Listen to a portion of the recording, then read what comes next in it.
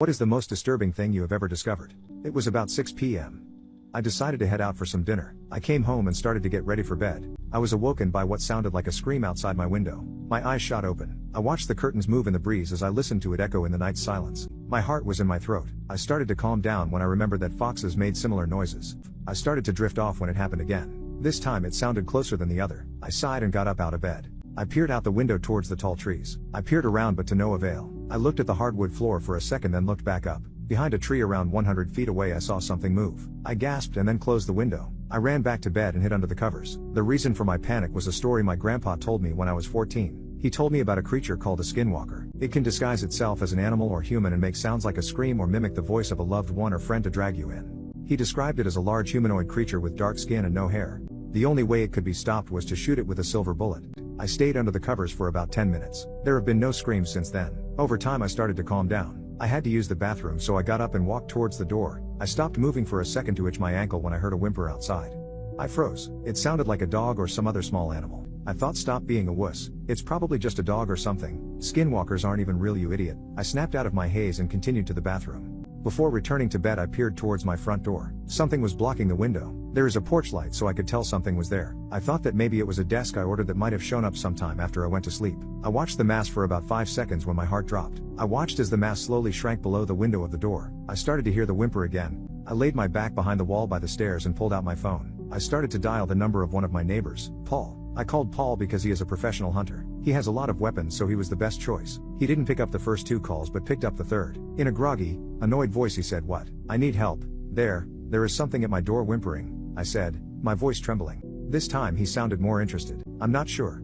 I think of some sort of animal," I said. "Hold on." I heard the phone scuffle around a bit then he spoke again. "Looks like a small dog," he said. His bedroom window had a perfect view of my front door. "Please don't think I'm crazy but I swear I saw it shrink," I said feeling like an idiot. Dead silence. "Did you say shrink?" Yeah, why?" He paused for a moment and started up again. "Here's what I want you to do. Stay where you are. Try not to make any noise. If anything changes you need to tell me, okay? I'm gonna grab my rifle," he said confidently. About 2 minutes passed. I could hear Paul moving and doing stuff in his house. Finally, he came back on. "All right, I'm gonna open the window," he said. I peered around the corner and looked out the transom window. I could see his window slide open. I heard him rack his rifle. "All right," he said. I waited about 3 seconds until Paul spoke up again. "I can't hear the whimper anymore." As he said this I realized that the whimpering had ceased. I said, "That's not good. Listen, I need you to make a decision. Either make a run for my house or I make a run to you." He exclaimed, "Well, you have the firearm, so could you come here?" I said. He sighed. "All right." About 8 seconds later I heard his front door opening from my bedroom window. It took around a minute but finally, I heard a knock on the door. Relief washed over me. I started to walk down the stairs. About halfway down Paul shouted out to me, "It's safe to come to the door. Hurry." I sped up and started to unlock the door when I remembered what my grandpa said. It can make sounds like a scream or mimic the voice of a loved one or friend to drag you in. I stopped in my tracks and started to back up from the door. I headed back up the stairs and decided to peer out my bedroom window. There in the street was Paul, not moving. The person at the door wasn't Paul. It was the creature. I turned white as a ghost. I didn't know what to do next but I came up with a plan. I was gonna distract the creature by throwing something behind my house. When I knew it was there I was gonna run out the front door into the street and grab Paul's firearm. When the creature comes back around I will end it. If Paul knew what it was he must have had silver bullets loaded. I grabbed a vase from the hallway and headed toward the bathroom again. I made sure the coast was clear and dropped the vase onto the ground. I heard the creature scurry away from the front deck. I quickly ran towards the front door. I unlocked it and swung it open. I made a break for Paul who was now lifeless. I shouted at the creature asking it to show itself.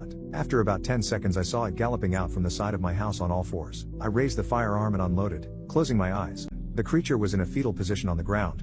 This thing must have been 10 feet tall. It was huge. I racked the firearm and started to approach. Slowly but surely I crept my way up towards it. I was about 6 feet away. I raised the firearm again. The thing jumped up and ran away into the woods, whimpering the whole way. Finally, this thing was over. I pulled out my phone and called 911. I explained what happened, not expecting them to believe me. A few neighbors down the road were woken up by the shots and came to see what happened. The police arrived in about 15 minutes. Soon after that black vans with tinted windows rolled up. Government. I knew right away why they were there. I was questioned all night. I wasn't allowed to stay in my house for about a month. I didn't want to stay either. The government offered to buy the house after I expressed my urge to leave.